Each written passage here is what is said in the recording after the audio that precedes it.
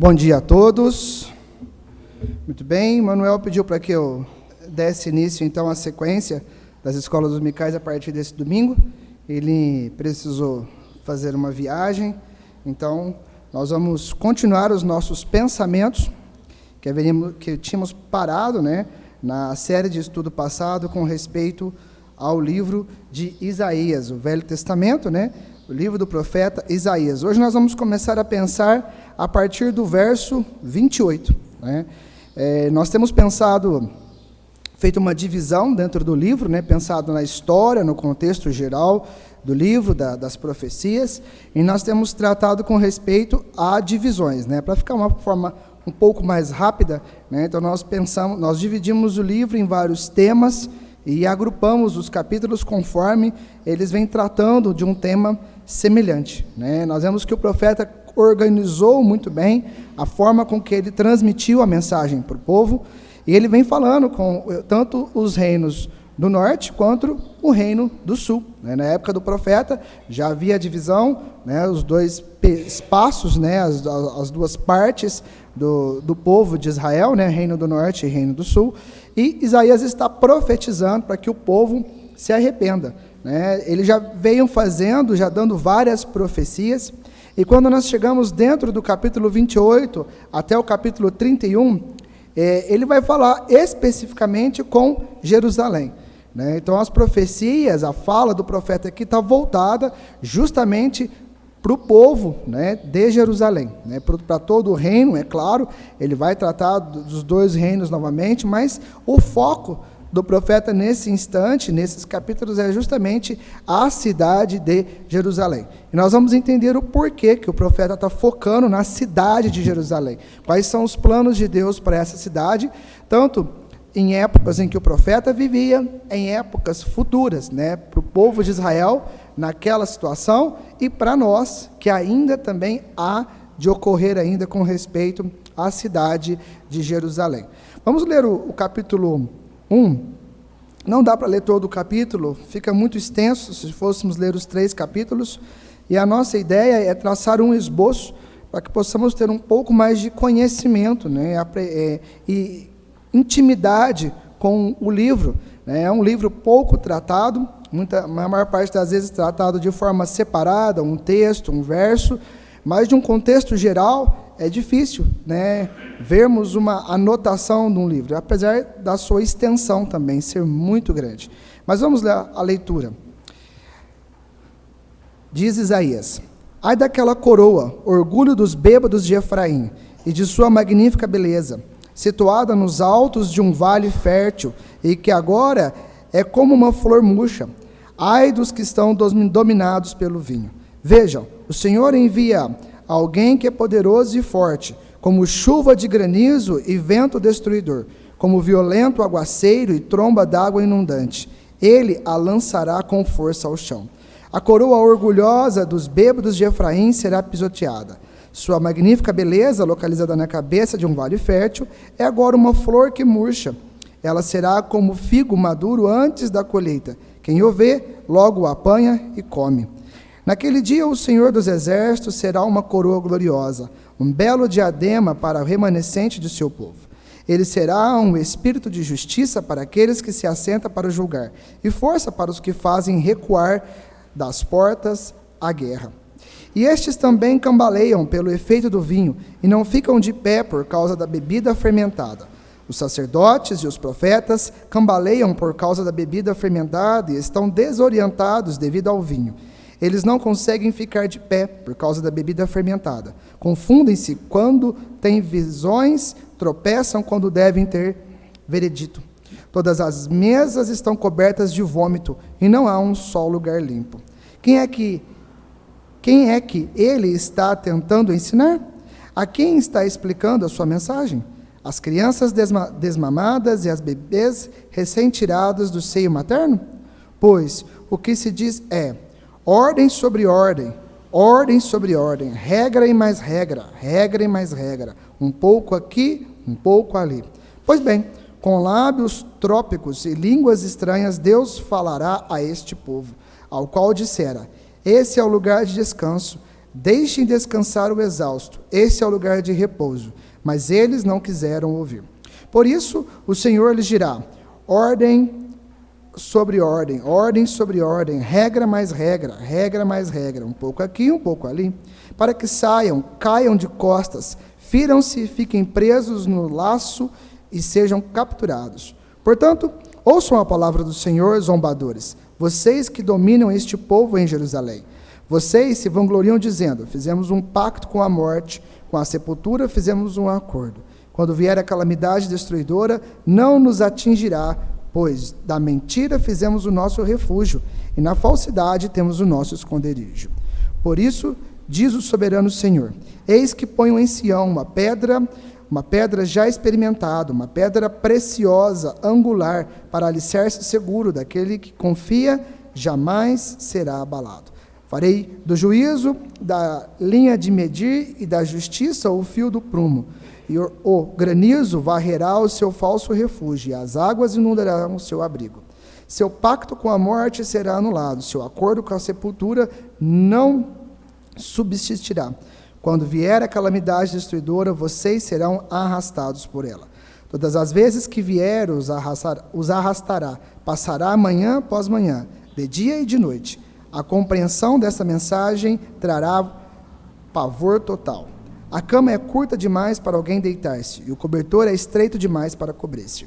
O Senhor se levantará como fez no monte Perazim, mostrará sua ira como no vale de Gibeon, para realizar a sua obra muito estranha, e cumprir sua tarefa misteriosa.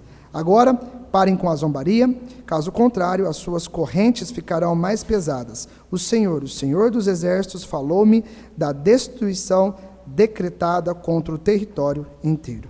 Que, de fato, o Senhor possa nos abençoar na meditação da sua palavra. Eita.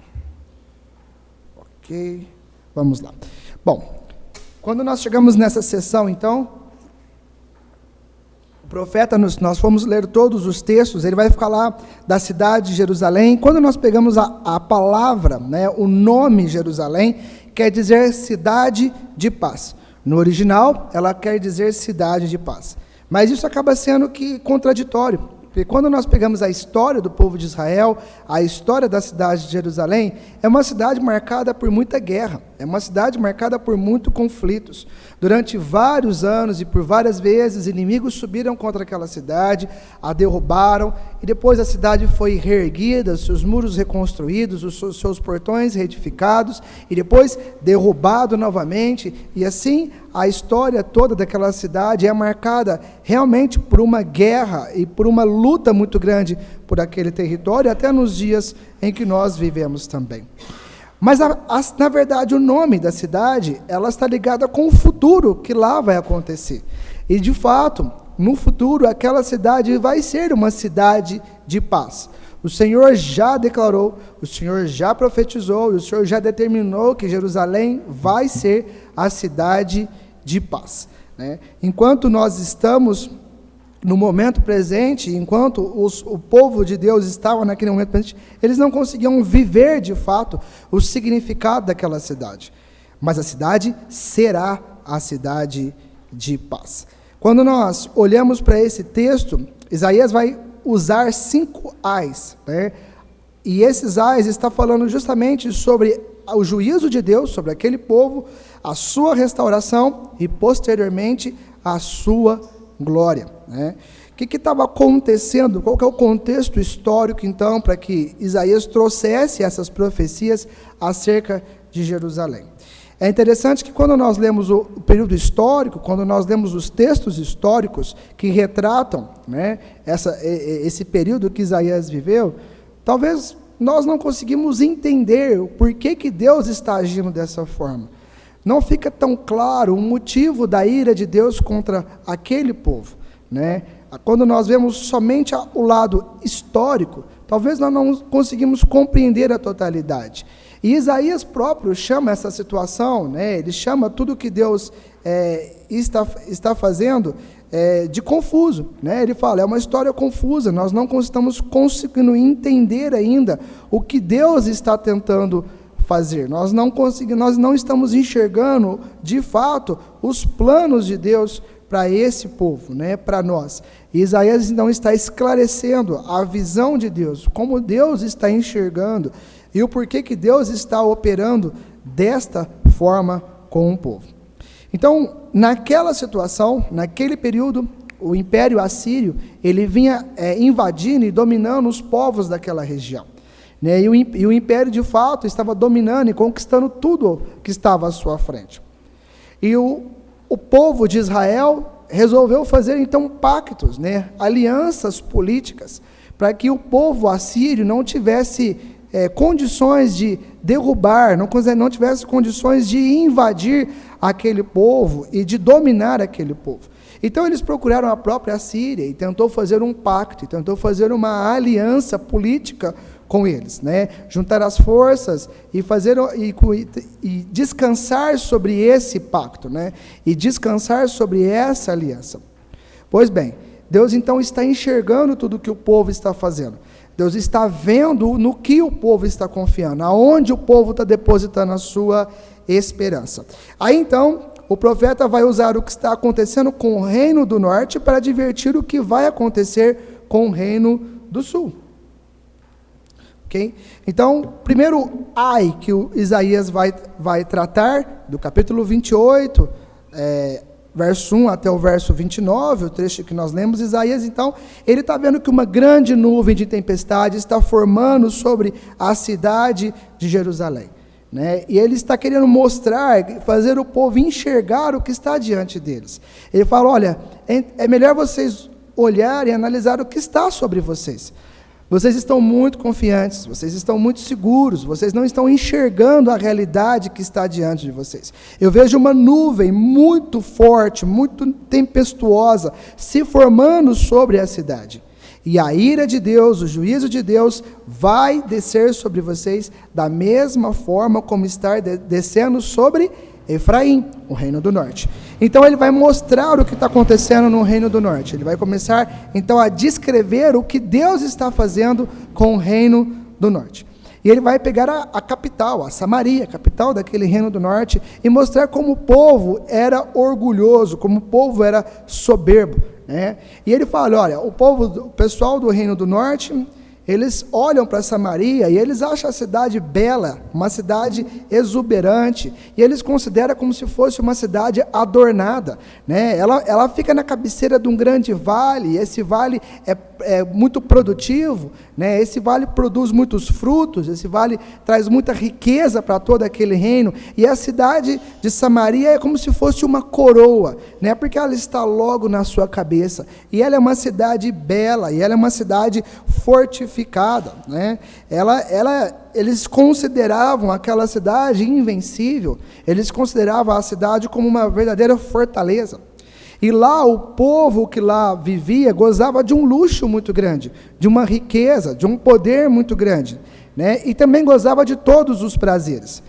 E aí, Isaías fala, olha, eles desfrutam de todos os prazeres que esse mundo pode oferecer, dos prazeres que a terra pode oferecer, eles desfrutam do fruto do vinho, né, da uva, o vinho, né, a bebida fermentada, e eles se regalam nisso, e eles se esbanjam nisso, e eles se deleitam com isso. Não que a palavra de Deus condenava o uso do vinho, mas condenava a embriaguez. E Isaías está focando justamente na embriaguez do povo. E ele está usando a embriaguez do povo no sentido físico para mostrar que também havia uma embriaguez espiritual no meio do povo. O povo se embriagava tanto fisicamente, bebendo muito vinho e ficando tonto, como também se embriagava no seu próprio orgulho, na sua arrogância, no seu saber. Né? E o povo se vangloriava porque sabia muito, porque tinha uma cultura muito rica, porque era uma religião muito forte. E eles se gabavam porque eles possuíam a lei de Deus em suas mãos. Eles se gabavam porque possuíam os profetas juntos de si. Eles se gabavam porque se julgavam melhores do que qualquer outro homem na face dessa terra, porque cumpriam ao pé da letra a lei e as ordens de Deus. E eles estavam embriagados com esse sistema religioso, com essa arrogância, com esse orgulho todo.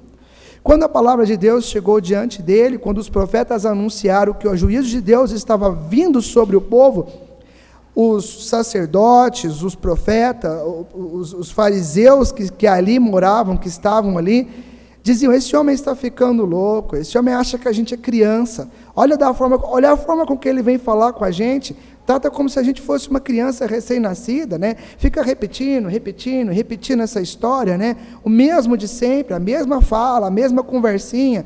Não, nós somos o povo de Deus, nós estamos debaixo da graça de Deus. Olha o que Deus fez por nós no passado, olha o que Deus fez com Davi, olha o que Deus fez com Moisés, olha como Deus nos protegeu. Não, está tudo tranquilo, nós estamos certos, nós estamos vivendo a religião que Deus determinou com que nós vivêssemos. E zombavam do profeta, e ridicularizavam tudo que o profeta estava anunciando. E Deus diz: vocês não estão dando ouvido à minha voz, vocês não estão dando ouvidos à minha mensagem. Mas olha o que vai acontecer com vocês. Aquilo que vocês confiam, a aliança política que vocês estão fazendo, não vai resolver em nada a situação de vocês.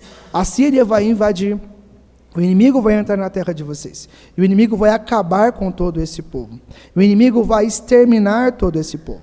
E aquela cama que vocês estavam confiando, que vocês iriam deitar e descansar, aquele cobertor que vocês achavam que ia cobrir vocês e livrar vocês do frio, Deus está dizendo: isso não vai existir. Isso não vai existir mais. Infelizmente, a ira de Deus viria sobre aquele povo de coração duro, viria sobre o povo que rejeitou o Senhor, que rejeitou a sua palavra, aquele povo que desacreditava em Deus. E Deus está mostrando para o povo que eles eram incrédulos, eles não criam, eles não confiavam em Deus. E a prova da sua confiança, a prova de que eles não confiavam em Deus, era justamente a sua aliança política.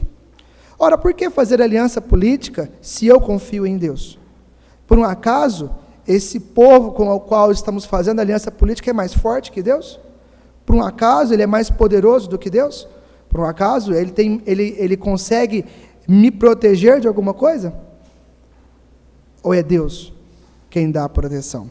E o povo mostrou com a sua atitude que eles não confiavam em Deus. Confiavam em si mesmos. Confiavam no seu poder, confiavam na sua inteligência, confiavam na sua arrogância, confiavam na sua sabedoria, confiavam nos homens que poderiam proteger. Mas tudo isso menos Deus. E Deus disse: eu vou mostrar de fato o erro de vocês. E Deus então permitiu que o inimigo invadisse e destruísse completamente aquele povo. Mas Deus fala: mesmo assim, dentro de todo esse povo ainda há aquele homem fiel, ainda há um remanescente fiel, e o remanescente fiel vai olhar para o alto e vai ver o agir de Deus. O remanescente, aquele que for fiel, vai ver a proteção de Deus, vai ver o cuidado de Deus sobre si, e Deus poupará, e Deus o livrará do inimigo, e esse dará a devida honra e a devida glória que Deus merece, porque Ele vai reconhecer que quem está operando por trás de tudo isso é o próprio Senhor. Bom, apresentado então a situação do Reino do Norte, Isaías se vira para o Reino do Sul e fala: Judá, você também é culpada dos mesmos erros. Assim como o Reino do Norte, você também está caminhando nos mesmos passos. Você também está fazendo aliança política com a Síria. Você também está fazendo aliança política com o Egito, né? O reino fez 2 alianças, inicialmente com a Síria e depois com o Egito, para livrar eles do inimigo. E Isaías está falando: vocês também são culpados da mesma forma com que o Reino do Norte. E vocês estão achando que vocês vão passar ilesos? E vocês estão achando que vocês também não vão sofrer a ira e as consequências de Deus? Por um acaso, vocês estão se julgando melhores e superiores ao Reino do Norte? Porque talvez aqui existiu mais profetas do que ali? Porque talvez daqui manteve a linhagem de Davi e não ali? É nisso que vocês estão confiando? É nisso que vocês estão se apegando? Isaías está mostrando que eles estão na mesma situação que o reino do norte, orgulhosos, embriagados. Eles também estão zombando dos profetas e rejeitando a palavra de Deus. Isaías profetizava, Isaías falava, Isaías ensinava, e o povo zombava, o povo humilhava o profeta, o povo não dava o mínimo ouvido para o profeta. Isaías está falando novamente com o povo: abra os olhos, se arrependa enquanto ainda há tempo, reconheça que vocês estão errados, reconheça que vocês são pecadores, reconheça que vocês estão distantes de Deus, reconheça que há pecado na vida de vocês, reconheça que é necessário um clamor, que é necessário um perdão. Busque a Deus, busque o arrependimento de Deus enquanto ainda há tempo. Cuidado com o orgulho, cuidado com a arrogância. Deus virá sobre Jerusalém. A ira de Deus também cairá sobre Jerusalém. Isaías está vendo o que está acontecendo com o próximo, e está enxergando que a mesma nuvem está se formando de em cima das suas cabeças. Muitas vezes nós vemos os nossos irmãos caindo. Nós vemos os nossos irmãos caminhando em caminhos de morte, em caminhos de pecado, em caminhos de destruição.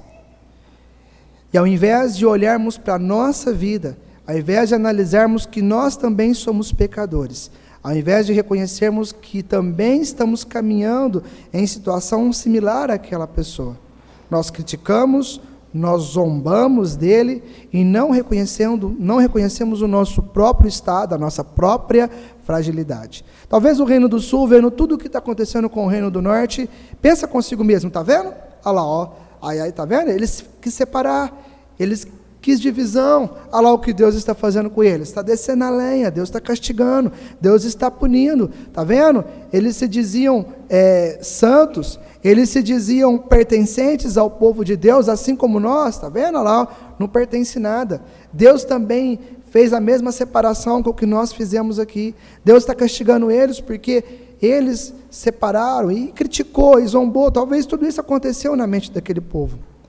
Mas Isaías está mostrando que não existe diferença. Isaías está mostrando que eles também estão caminhando na mesma direção, estão cometendo os mesmos erros. E a ira de Deus paira sobre o povo. Uma grande nuvem está se formando sobre a cabeça daquele povo. Caso não haja arrependimento, a ira de Deus virá sobre aquele povo. De forma semelhante, nós vivemos a nossa vida aqui na terra. E, infelizmente, às vezes nós cometemos a mesma situação. Nos julgamos bons, nos julgamos melhores do que as pessoas, melhores do que o irmão que caiu, melhor do que o irmão que pecou, e não vemos a densa nuvem que está se formando sobre as nossas cabeças. Não reconhecemos que a palavra de Deus está falando comigo. Às vezes nós ouvimos uma mensagem, ouvimos uma admoestação, uma advertência, e nós pensamos: está vendo? Isso serviu para o fulano, isso serviu para o ciclano. É o Beltrano que deveria estar aqui ouvindo a mensagem, ouvindo essa palavra. Esquecemos de olhar para as nossas vidas, esquecemos de olhar para a nossa realidade, esquecemos de olhar para quem de fato somos diante de Deus. Bom, Isaías então passa para o segundo ai, né? E ele vai mostrar que o Senhor vai humilhar Jerusalém. Quando entramos no capítulo 29, do verso 2 até o verso 14, Isaías vai mostrar que Deus vai humilhar completamente Jerusalém. Jerusalém vai ser consumida, Jerusalém vai ser destruída. E tudo isso por conta do pecado do povo. Tudo isso por conta da rebeldia do povo. Tudo isso por conta da dureza do coração daquele povo. Deus falou, e Deus insistiu, e Deus mostrou. Olha, eu fiz questão de anotar essas datas para a gente ter uma ideia de quanto Deus foi misericordioso, de quanto Deus falou com aquele povo. No ano 701 a.C., Deus começou a tratar com o reino do norte, já havia tempos falando com o reino, com toda aquela nação. E o povo não se arrependeu, E quando a Síria invadiu o reino do norte, por pouco ela não destruiu o reino do sul. Deus livrou aquele povo nos instantes finais daquela batalha. Deus entrou naquela batalha e Deus livrou o povo da Síria. E aí nós devemos pensar: bom, então diante desse milagre, Então, diante dessa situação, diante dessa misericórdia de Deus, o povo se arrependeu? Não, o povo não se arrependeu. O povo continuou com as mesmas atitudes e com as mesmas situações. Do ano 701, então, até o ano 586, Deus ainda foi tratando com aquele povo, Deus ainda foi conversando, Deus ainda foi admoestando, foi ensinando, foi advertindo, até que chegou o dia em que os babilônicos invadiram a cidade, destruíram Jerusalém por completo e levou milhares de pessoas cativos. E Deus fala: você sabe por que eu poupei? Desde a época de Isaías, desde muito antes disso acontecer, desde antes da invasão do Reino do Norte, Isaías já havia profetizado. Sabe por que Deus não vai poupar vocês? É porque Deus tem um plano e Deus tem um propósito para esse povo. Por isso que Deus está agindo com misericórdia. Não pensa que Deus vai livrar vocês dos assírios porque vocês merecem, porque vocês são dignos, porque vocês são santos aos olhos de Deus, porque vocês são perfeitos aos olhos de Deus. Não. Deus vai poupar vocês, porque Ele é misericordioso. Deus vai poupar vocês, porque Ele tem um propósito muito maior com essa nação. Deus tem um propósito muito maior com este povo. E Deus assim agiu. Deus advertiu, Deus falou, Deus mostrou, e aquele povo não se arrependeu. Aquele povo não se curvou diante do Senhor. Aquele povo não reconheceu os seus pecados. Amados, quantas vezes Deus tem falado, Deus tem tratado, Deus tem mostrado os pecados na nossa vida. Por quantas vezes Deus nos tem ensinado, por quantas vezes Deus tem sido misericordioso. E nós mantemos a mesma postura, a mesma posição. Não, Deus não vai me castigar, não. Não, Deus não vai me punir, não. E ao redor está tudo desmoronando. Nós vemos irmãos caindo, nós vemos irmãos sendo levados à vergonha, nós vemos o pecado sendo exposto do próximo, nós vemos uma série de situações ao nosso redor. Mas comigo isso não acontece. Mas comigo isso não vai acontecer. E eu continuo levando a minha vida na mesma situação, na mesma prática pecaminosa. Cuidado, cuidado. A nuvem da ira de Deus continua se formando sobre as nossas cabeças. Isaías, dentro desse ai, ele foi além. A hora que ele mostrou o que Deus iria fazer com Jerusalém, a hora que ele mostrou o castigo que viria sobre Jerusalém, como que Deus iria usar o inimigo para destruir completamente aquela cidade, ele vai além. Agora ele vai mostrar para o povo o que vai acontecer no final dos tempos. Os estudiosos chamam essa profecia de batalha final, uns a intitulam como Armagedon. Esse não é um nome, uma palavra que está na Bíblia, mas de fato Isaías revela que isso vai acontecer. Bom, o que vai acontecer com essa cidade? Depois de tantas lutas, depois de tantas batalhas, de tantas vezes ser reconstruídas, chegará um dia em que os exércitos do mundo inteiro lutará contra Jerusalém.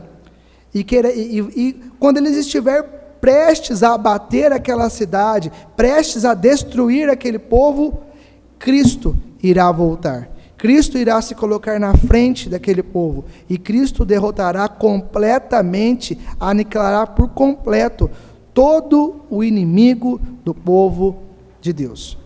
Então, no final dos tempos, quando todo mundo se voltar contra Jerusalém, quando todos os povos guerrear contra aquela cidade, Cristo se levantará, voltará, estará à frente daquele povo, destruirá todos os inimigos e estabelecerá o seu reino ali, em Jerusalém. Ali Cristo irá governar, ali Cristo irá estar com o povo, e ali haverá um reino perfeito, ali haverá um reino glorioso, já não haverá mais o inimigo, já não haverá mais a turbulência, só haverá a paz. Cristo se assentará no trono, e Cristo reinará junto com aquele povo. Ele será e exercerá o seu papel de Senhor. Ali ele reinará por 1000 anos sobre aquele povo. Ele estabelecerá o seu reino e reinará em Jerusalém por 1000 anos. Por que Deus está poupando, por que Deus está preservando, e por que Deus está anunciando tudo o que vai acontecer com aquela cidade? Porque Deus tem um propósito, porque Deus tem um plano para aquela cidade, porque Deus tem um porquê de preservar o remanescente, porque Deus tem uma razão de que aquilo ali permaneça até o fim, porque o seu próprio Filho se assentará ali naquele trono e governará o mundo com justiça, com equidade. Ali não haverá mais guerras, ali não haverá mais sofrimento, ali não haverá mais dores. Ali a natureza restaurará o seu propósito, a sua criação original. Deus está mostrando através de Isaías o que vai acontecer durante toda a história, durante todo o período de tempo com o povo de Israel. E qual que é o motivo, qual que é a razão de Isaías fazer isso? É para que o povo reconheça o seu pecado, é para que o povo se curve diante do Senhor, é para que o povo não confie em homens, não confie nas alianças políticas, mas confie em Deus. Isaías está falando, vocês estão esquecendo de quem é o Senhor, vocês estão esquecendo do poder de Deus, vocês estão esquecendo dos planos de Deus para esse povo, para essa nação. É grande demais os planos do Senhor. E mesmo Deus mostrando durante toda a história o seu poder, o seu cuidado, a sua proteção, mesmo Deus mostrando o que Ele vai fazer no futuro, vocês ainda não confiam em Deus. Bom, por que o povo está tão cego então? O povo está cego porque eles estão mergulhados num sistema religioso.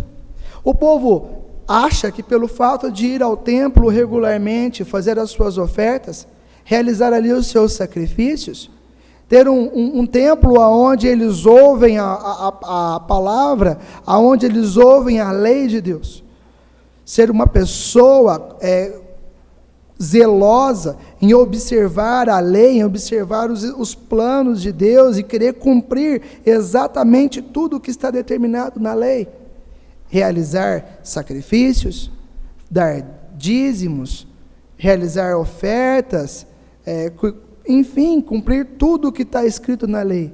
E o povo acha que por fazer isso eles são dignos, eles são merecedores, acha que a ira de Deus não vai estar sobre eles. Quando o profeta anunciou que eles eram pecadores e precisavam de arrependimento, eles olhavam para a sua vida e falavam, como eu preciso de arrependimento? Por um acaso há alguém aqui neste mundo que seja mais zeloso com a palavra de Deus do que eu? Eu medito nela de dia e de noite, eu oro para Deus durante tantas horas do meu dia, eu realizo jejuns programados, eu dou dízimo de tudo quanto eu ganho, eu não escondo nada, eu vou ao templo, eu faço isso, eu faço aquilo outro. Aonde está o pecado na minha vida? Aonde está o erro na minha vida? E ficaram cegos diante da realidade que estavam deles. E não vamos crucificar o povo de Israel, porque nós também vivemos em situações extremamente semelhantes. Estamos cegos espiritualmente muitas vezes. Não enxergamos o pecado nas nossas vidas, não enxergamos o problema nas nossas vidas. Achamos que somos melhores do que os demais. Sabe, nós somos melhores do que a denominação, do que o ajuntamento tal. Olha lá, eles não conhecem nada de doutrina, eles não cumprem a doutrina, eles não entendem as doutrinas da palavra de Deus. Olha lá, eles não fazem isso, não fazem aquilo outro. Eu não, eu sim. Eu entendo as doutrinas do Senhor, eu faço isso, eu faço aquilo outro, eu vou todos os domingos à ceia do Senhor, e ali eu apresento o meu louvor, e ali eu apresento a minha adoração, e ali eu dou a minha oferta, eu ajudo aqui no evangelismo, eu faço isso, eu faço aquilo outro, e queremos justificar-nos diante de Deus por aquilo que somos e por aquilo que fazemos, e mantivemos uma situação cega, como o povo de Israel estava cego diante do Senhor. Sabe, eles não reconheciam o seu orgulho, eles não reconheciam a sua arrogância, eles não reconheciam em quem de fato eles confiavam. Pergunte para você mesmo, em quem você de fato confia? A resposta você vai encontrar de acordo com as suas atitudes. Quando surge um problema na sua vida, o que recurso você procura para solucionar aquele problema? Você procura um recurso financeiro, você procura um recurso com alianças, em fazer amizades, em buscar alguma coisa, em homens te ajudar daquela situação? Ou você confia no Senhor? Ou você confia no poder do Senhor? Ou você confia na soberania do Senhor? Sabe, com os lábios aquele povo adorava ao Senhor. Com os lábios aquele povo exaltava ao Senhor. Com o que tinham eles ofereciam como sacrifício e ofertas ao Senhor. Mas o seu coração estava muito longe de Deus. Na realidade, eles não confiavam em Deus. Confiavam em si. Confiavam no que eles poderiam fazer. Confiavam nas alianças que eles estavam fazendo com os povos ao redor. E por mais ridículo que seja, eles foram fazer aliança justamente com o povo egípcio. Sim, os egípcios que escravizaram aquela nação durante tantos anos, que quase exterminou aquele povo, que matava os bebês quando nasciam. Eles foram buscar aliança e refúgio nos egípcios, ao invés de confiar no poder e no agir de Deus sobre as suas vidas. Imagina como isso machucou, imagina como isso acendeu a ira em Deus. Dá para entender o que Deus está sentindo aqui? Dá para entender a visão de Deus? Como assim? Eu tirei vocês do Egito, eu realizei uma obra miraculosa no meio daquele povo, tirei vocês de lá de uma forma extraordinária, protegi vocês, guardei vocês, dei uma terra que mana leite e mel, estou aqui protegendo, guardando, e agora vocês confiam em quem? Só de ouvir o rumor de um povo que se levanta contra vocês, só de ouvir que o inimigo está caminhando em direção a vocês, em quem que vocês estão confiando? Justamente nos egípcios. Sabe, Deus nos tirou do mundo, Deus nos tirou do lamaçal do pecado, Deus nos transportou para o seu reino, Deus nos deu vida, Deus nos deu o seu Espírito habitando dentro de nós. E sabe onde nós estamos buscando o prazer? Sabe onde nós estamos buscando a nossa confiança? Sabe onde nós estamos aplicando as nossas raízes? No mundo. Sabe onde estabelecemos os nossos princípios, nós estabelecemos os nossos propósitos, o nosso ponto de vista, o nosso foco de vida? No mundo. É justamente no mundo. Queremos ser bem-sucedidos aqui, queremos ser reconhecidos aqui, queremos ter as glórias deste mundo, queremos gozar dos prazeres que o mundo está oferecendo. E Deus? E os propósitos eternos? E aonde está Deus na minha vida? Onde está Deus na minha história? Eu professo que adoro, eu professo que amo, eu professo que estou diante do Senhor, mas e a realidade, na essência, é isso mesmo? O meu objetivo quando eu acordo todos os dias é justamente Deus. O meu primeiro pensamento é justamente o Senhor, o meu foco de vida é justamente o reino, é as coisas eternas. Ou é neste mundo? Assim como para o povo de Israel, Deus revelou para nós tudo o que vai acontecer no futuro. Todas as glórias, todas as bênçãos que Ele tem nos prometido, tudo aquilo que Ele tem projetado para nós no futuro. Tudo o que nós vamos desfrutar com o Senhor, nós já sabemos.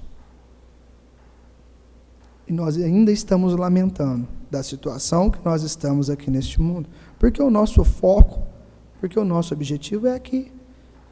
E nós lamentamos, e nós sofremos, porque talvez não temos aquilo que queremos aqui neste mundo. Não gozamos do luxo que este mundo pode oferecer. Estamos reclamando da situação que nós estamos passando, da dificuldade que estamos enfrentando. Estamos reclamando e temerosos porque o inimigo está se levantando. E aí nós pensamos, o que nós vamos fazer? Aonde nós vamos buscar solução? Aonde nós vamos buscar o recurso? Qual vai ser a nossa proteção? Nós temos que tomar vacina. Vamos tomar vacina porque a doença está chegando. Vamos fazer isso porque... Está vendo? Está vendo? E Deus? Aonde está a nossa fé? Aonde está a nossa confiança em Deus? Por um acaso não é Deus muito maior do que essa doença? Por um acaso não é Deus muito maior do que qualquer coisa que possa surgir neste mundo? Acaso o Senhor já demonstrou algum motivo para não confiarmos nele? Por um acaso Deus já deixou escapar um só instante da nossa vida para nós falarmos, olha, não é bem assim não, Isso por um acaso aconteceu? Ao contrário, Deus sempre demonstrou que está adiante de toda a situação. Deus sempre mostrou que está ali para nos sustentar, para nos amparar, para nos livrar.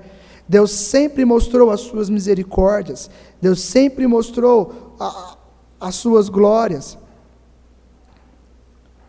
Por que então não reconhecemos a nossa situação? Não chegamos diante do Senhor arrependidos. O propósito de Deus falar com aquele povo de forma tão dura, de forma tão cruel, é para que o povo se arrependesse, para que o povo caísse assim. Não era o desejo de Deus destruir aquele povo. Deus não tinha prazer em permitir que o inimigo entrasse ali e acabasse com aquele povo. Não era isso. Não era isso. Já estou entrando no terceiro ai. Não era isso. Mas o objetivo de Deus é que o povo se arrependesse, o povo voltasse para Deus. No terceiro ai, Deus então vai fazer uma súplica para aquele povo, né? Isaías começa falando de como Deus está vendo as alianças políticas, né? Tudo aquilo que o povo está tramando para se proteger do inimigo, né? Isaías está revelando o futuro para aquele povo haja certo no presente. Não há necessidade de temer o inimigo, não há necessidade de enganar a Deus, não há necessidade de virar as costas para o Senhor. Não há necessidade disso, não há necessidade de desprezar Deus, ao contrário, Deus está te avisando de tudo o que vai acontecer, para que você se arrependa.